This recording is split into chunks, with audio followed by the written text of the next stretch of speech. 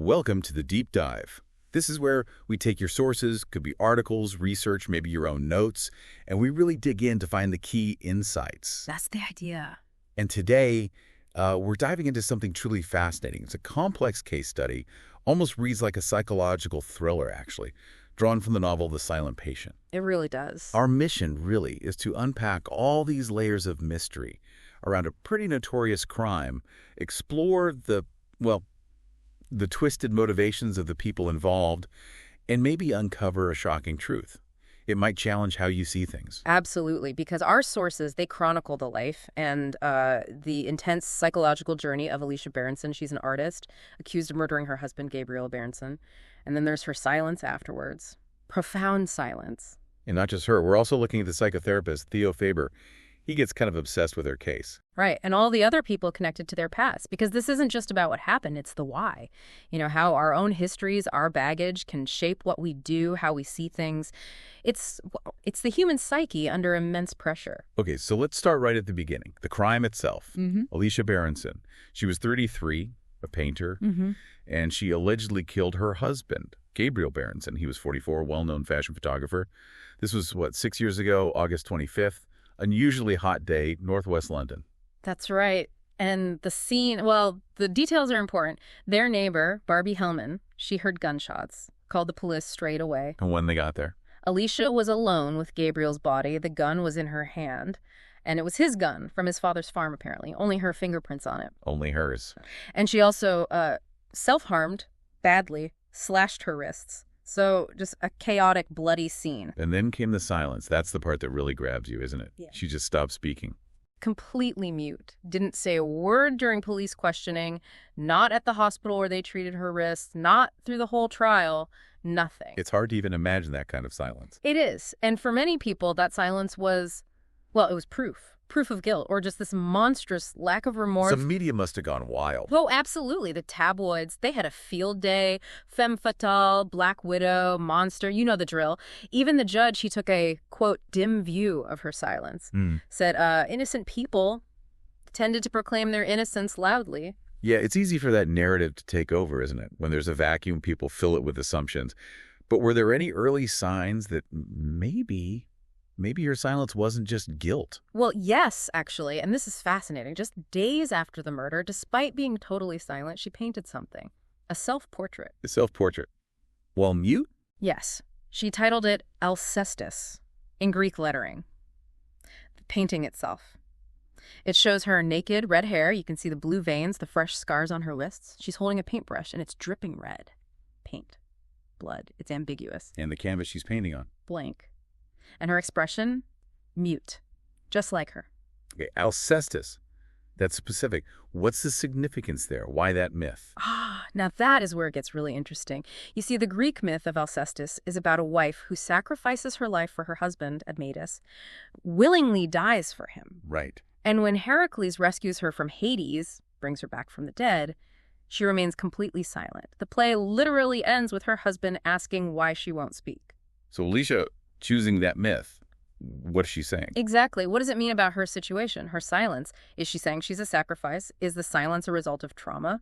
Or is it? Maybe it's a message in itself. It really makes you rethink the whole thing. It completely reframes it. Okay, so at the trial, the defense argued diminished responsibility, right? History of mental health issues. They did. And Professor Lazarus Diomedes, a forensic psychiatrist, he argued pretty convincingly that her refusal to speak was actually evidence of profound psychological distress. So not just cold-blooded silence. Not according to him. And that argument worked. She wasn't sent to prison. She was sentenced to a secure forensic unit, the Grove. Right. And that's where Theo Faber comes in. He was this psychotherapist who became fascinated by her case, by the silence. Deeply fascinated. He really believed it was about severe trauma, and he was determined, absolutely determined to fix her, to get her to talk. And what was driving him? You mentioned his motivations weren't entirely straightforward. Not at all. He admits it himself later. His reason for getting into psychotherapy was, and this is his word, purely selfish. He wanted to heal himself. From what? A really traumatic childhood. His father, Theo described him as having an untreated personality disorder.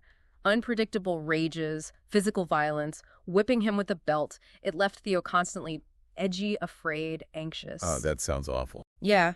He said he carried this infernal, relentless chorus of furies inside him, even after he left home for university. He basically internalized his father. Did he ever get help for himself? He did. He found his own therapist, Ruth. She helped him see his anxiety, even his marijuana habit, as a kind of containment. That's a concept from Psychoanalysis from Beyond. Containment? Yeah. How does that work? The idea is, if your early caregivers don't help you process overwhelming feelings, you can be left with this nameless dread. And you're always looking for something external to sort of hold it together, contain it. For Theo, that was weed. And for a while, maybe his wife, Kathy. So a very personal drive. Do you think that happens a lot? Therapists drawn to the field because of their own stuff? Does it get in the way? Oh, it's definitely not uncommon. It can be a source of great empathy, understanding. But the risk, and we see this starkly with Theo, is when it becomes an unresolved agenda.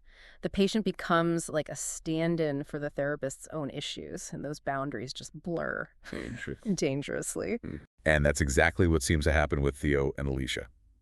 He's fixated, sees her trauma, thinks he understands it, and decides he'll stop at nothing to be her therapist. He even takes a job at the Grove specifically for that reason, even though people warned him about the place, about Professor Diomedes being a bit unorthodox. So that's some serious single-mindedness. It really shows the depth of his obsession. So he gets to the Grove, starts meeting the staff. There's Yuri, head psychiatric nurse, Latvian, speaks good English. Indira Sharma, consultant psychotherapist, seems kind. And Christian, a psychiatrist, bit of a rugby type. Theo notes he didn't like him much. And Alicia, what was she like when he first encountered her there? Heavily medicated.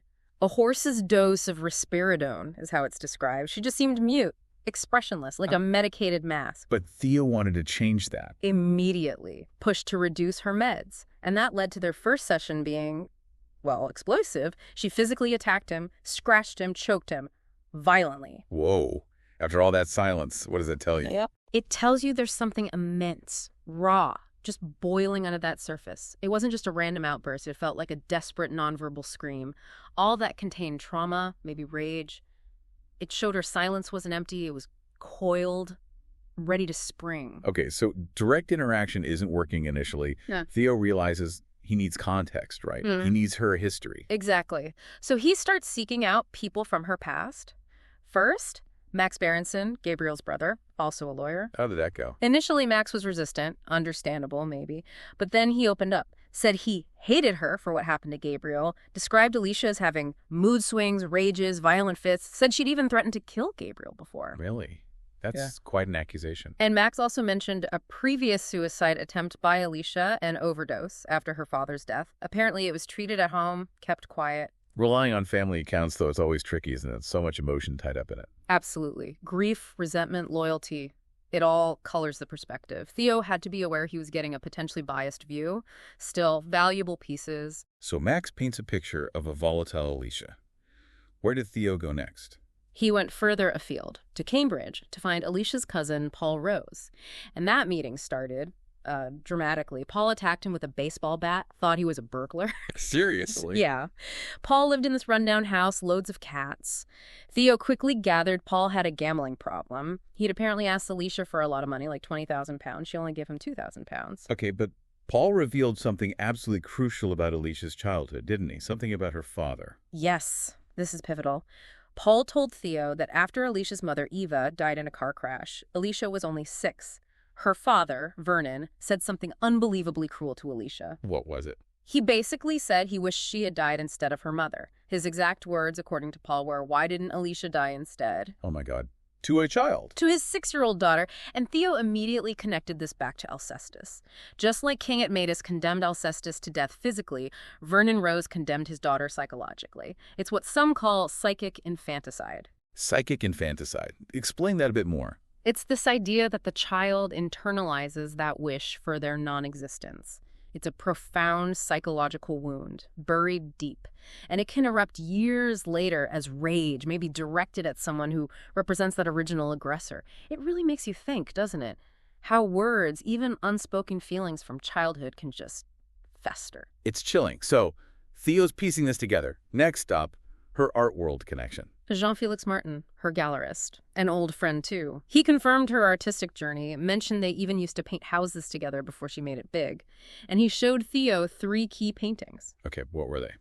First, one depicting the car crash that killed her mother, Eva, showed Eva's spirit rising like a bird with yellow wings. Quite haunting. And others. Second, a really unsettling portrait of Gabriel, painted before the murder. It showed him as Jesus on the cross, but with a rifle strapped to his torso.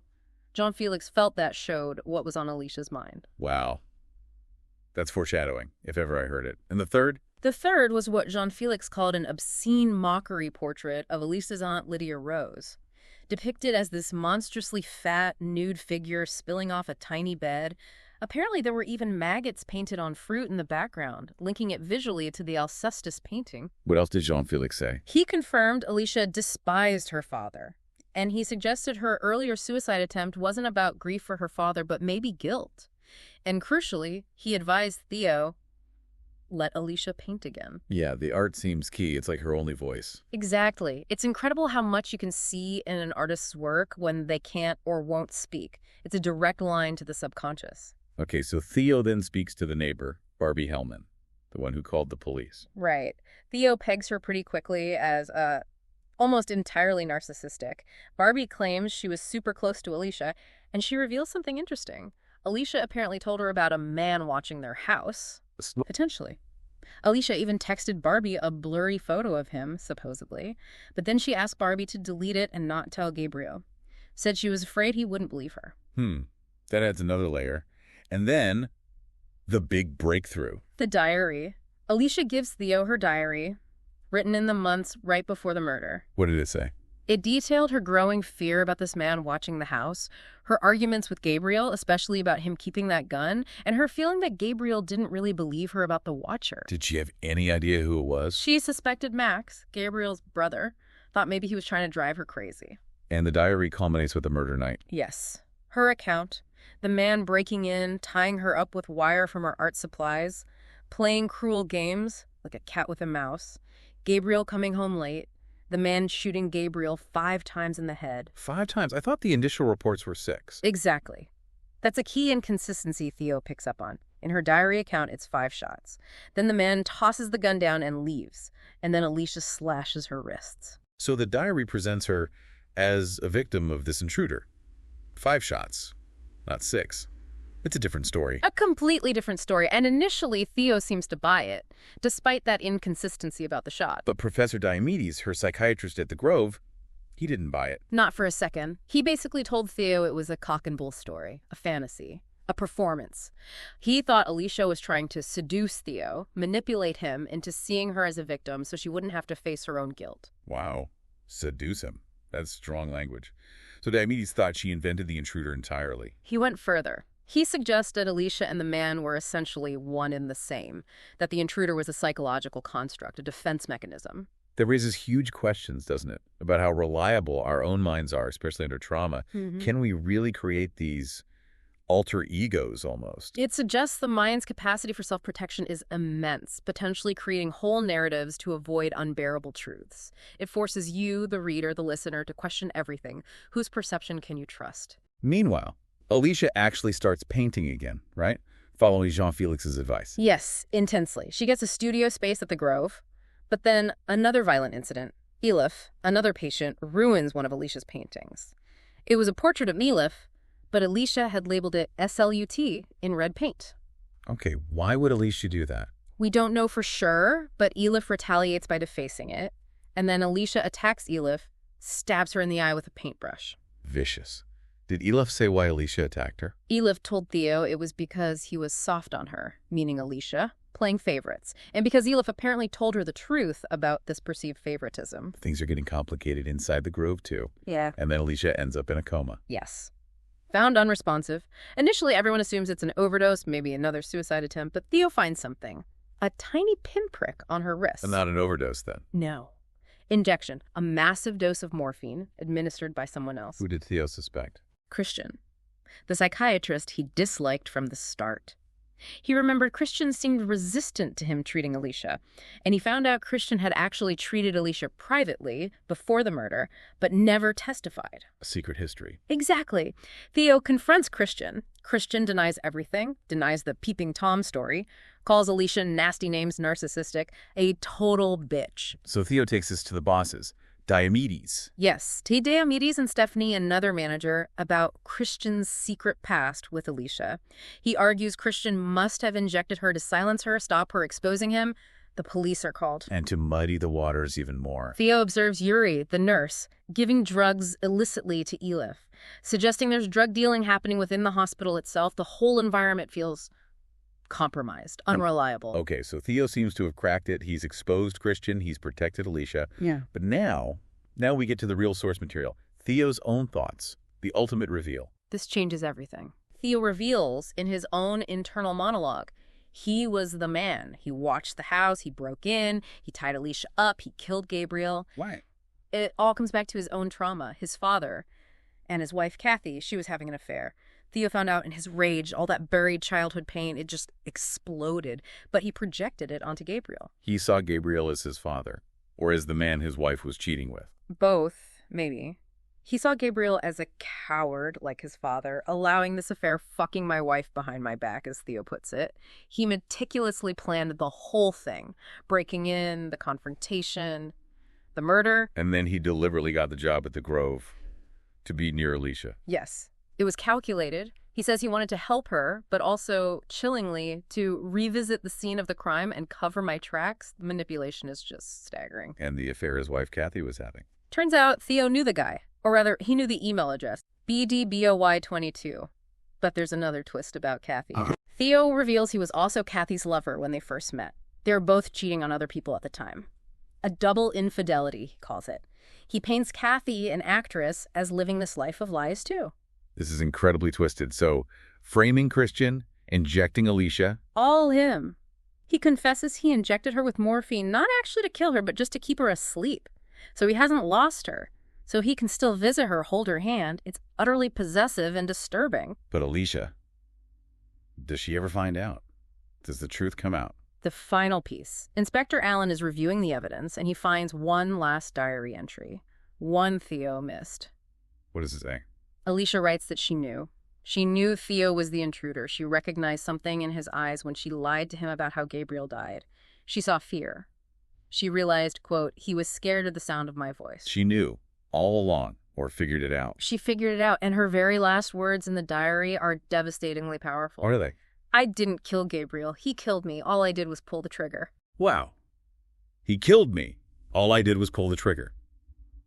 What does that even mean? It reframes everything again. She's suggesting Theo's actions, the break and the terror, revealing Kathy's affair, holding Gabriel hostage. That was what truly killed her spirit, her life, maybe even Gabriel psychologically before the gun was fired. Her pulling the trigger becomes almost secondary. An effect, not the cause. So her silence wasn't just trauma or guilt.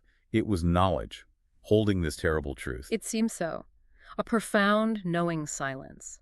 Her final act wasn't the painting. It was this last diary entry, exposing Theo's entire narrative as a self-serving lie. She saw right through his attempt to help her.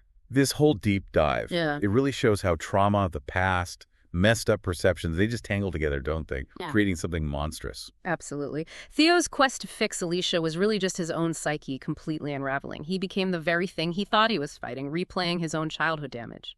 It's a chilling look at how trying to fix others can just be about trying to fix ourselves, isn't it? And how we can project our own stuff onto people without even realizing. It really is. We started with Alicia's silence as this big mystery. But in the end, that silence and what she finally chose to reveal, that spoke louder than anything. It exposed a truth much darker than just a straightforward murder. It leaves you wondering, doesn't it? What other truths are hidden just under the surface if we only really listened, even to silence? And how much of what we think is true is just colored by our own blind spots, our own wounds? That's the question, isn't it? How much are we all just filtering reality through our own pasts?